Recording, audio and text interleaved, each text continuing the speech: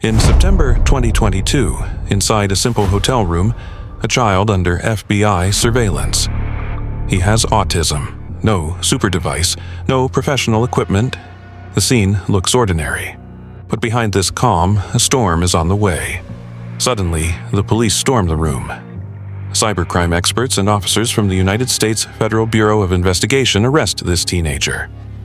What the investigators realized in that moment was that this teenager was not just a small hacker or an accomplice. He was the mastermind behind one of the biggest leaks in the history of video games, the GTA 6 leak. But how?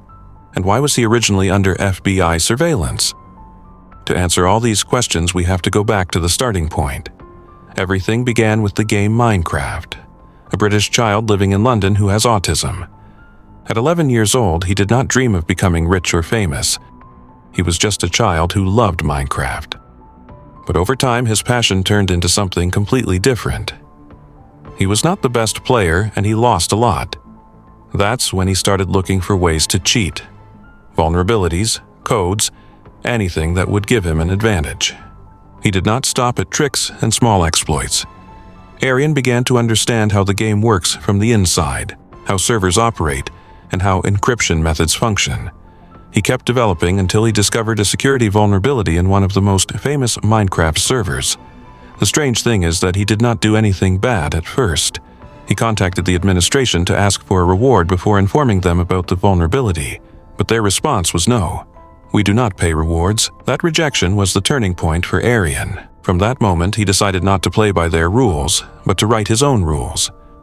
At the age of 15, he learned something that changed his life completely: SIM swapping, a method where he deceives telecom companies to transfer any person's phone number to a new SIM card he owns.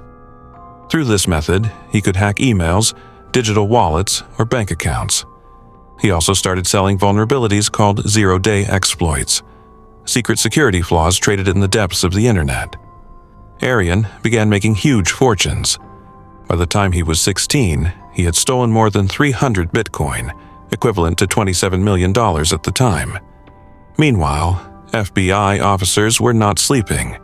They were searching for any lead that would take them to this hacker. But Arian needed a team. He began forming a small group of teenagers like him and called it Infinity Recursion. It did not last long. He dissolved it and started a new organization under the name Lapsus Dollar. Lapsus Dollar was not just a group of hackers, but a criminal organization. Their first strike was against the Brazilian Ministry of Health. They breached the system, shut down servers, and left a ransom note threatening to publish 50 terabytes of data.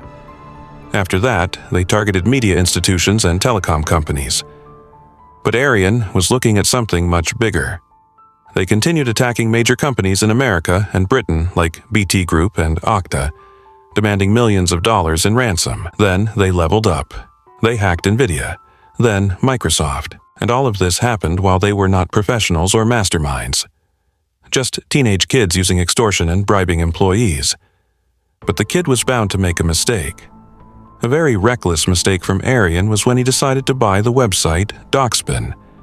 This site is one of the most famous personal data leak websites, where stolen cards, forged identities, and similar things are sold. Arian bought it for $120,000, but he did not know how to manage it at all. So he put it back up for sale to the previous owners he had bought it from. They bought it back for only $24,000.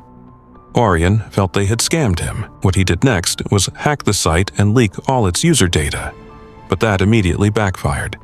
The administrators of Doxpin retaliated by leaking his real identity, his personal photo, and even his home address. Arian was no longer an unknown person behind a screen. He became an exposed target for everyone. In March 2022, Arian was arrested. But from here begins the story of hacking one of the biggest gaming companies in the world and leaking all the information about its new game called GTA 6. Because of his young age, and with proof from his lawyer that he has autism, he was placed under house arrest in a hotel room under FBI surveillance. But what they did not notice was that Arian only needed simple tools to shock the world in a way no one expected. Somehow, Arian managed to get into his room a mouse, a keyboard, and a small device used for the television to watch movies and matches and similar things. But through the genius of this child, he managed to turn the TV into a computer and connect it to a hidden virtual machine. From here, his new plan began: hacking Rockstar Games. He sent just one email message to one of the biggest companies in the world. The email said that an employee had forgotten the password. The shock was that one Rockstar employee clicked that email. Suddenly, Arian was inside the secret system of one of the most famous companies in the world. He leaked 90 clips from the development of GTA 6, leaked the source code of the game, and massive amounts of data. The world was shocked.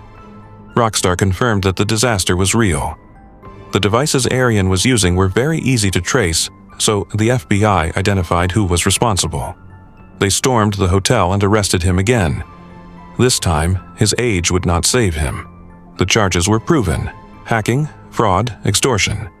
But because of his complex psychological condition, he was not sent to prison, but to a psychiatric hospital. Until today, no one knows when Arian will be released, or if he will be released at all. But before he was arrested, he said one word: "I will be back."